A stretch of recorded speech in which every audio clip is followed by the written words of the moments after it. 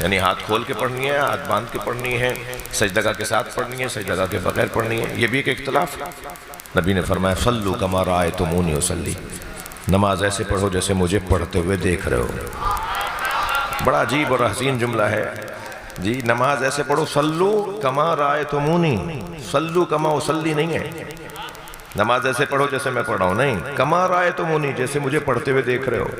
یعنی نبی اللہ کی نماز بھی چاہتے ہیں، اپنا دیدار بھی چاہتے ہیں، مجھے بھی تو دیکھو میں کیسے نماز پڑھ رہا ہوں۔ تو نبی مکرم صلوات پڑھ لیں نبی کی ذات پر، اللہم صلی علی۔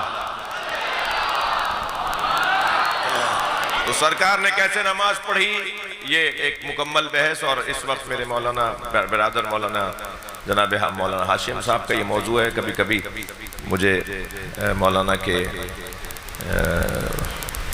جو بیانات ہیں وہ دیکھنے اور سننے کو اور استفادہ کرتا ہوں، ہم سب طالب علم ہیں جی۔ سرکار دو جہاں خاک پر سر رکھتے تھے، سرکار دو جہاں ہاتھ کھول کے نماز پڑھتے تھے، ان سارے مسئلوں کا حل موجود ہے، یعنی ہمارے پاس حوالے اور سند۔ نبی کی نماز کیسی تھی، مگر میں اس بحث میں نہیں جا رہا، یہ آپ کو بہت سارے دلائل معلوم ہیں اور ہو جائیں گے۔ میں تو بس ایک پہلو کی طرف آپ کی توجہ چاہ رہا ہوں کہ سرکار نے فرمایا نماز ایسے پڑھو جیسے مجھے پڑھتے ہوئے دیکھ رہے ہو۔ تو نبی نے کیسے نماز پڑھی؟ نبی نے ایسے نماز پڑھی کہ سجدے میں سر ہے، پشت پہ حسین ہے، ایسے نبی نے۔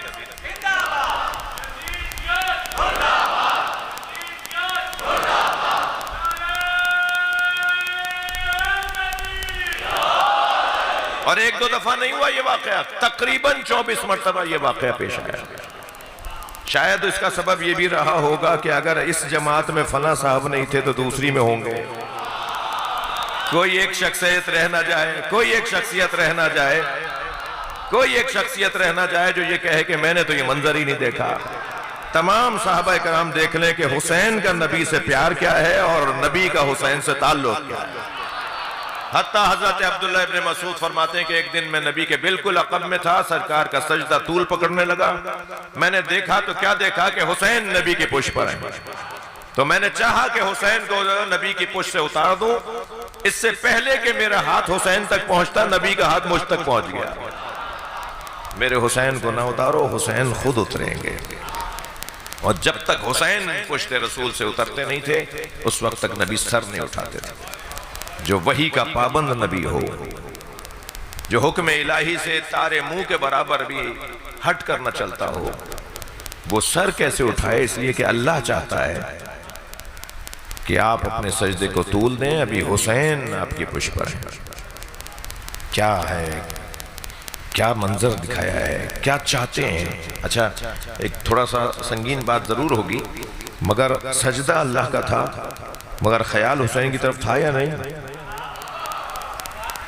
جی نبی مکرم سجدہ اللہ کا کر رہے ہیں، پشت پر حسین ہے، نبی نے ایسے نماز پڑھی ہے، تو ہم کیسے پڑھ رہے ہیں؟ سجدے میں سر اللہ کے لیے ہے مگر خاک شفا پر ہے۔ صلوات پڑھ لیں محمد و آل محمد۔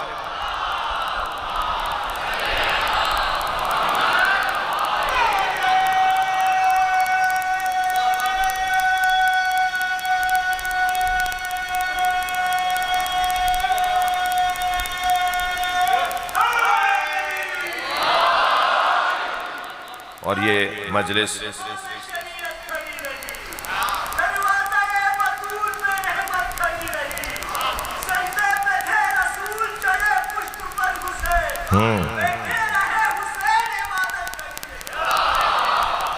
اور یہ یاد ہے نا آپ کو، امام حسین کی یاد سجدے کو طول دیتی ہے، سجدے ختم نہیں کرواتے۔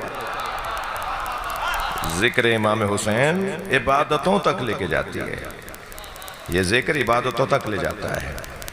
اور یقیناً ایسا ہی ہے، اگر کوئی ماتمی نمازی بھی ہو اور کوئی نمازی ماتمی بھی ہو تو حسن ہی کچھ اور ہوتا ہے۔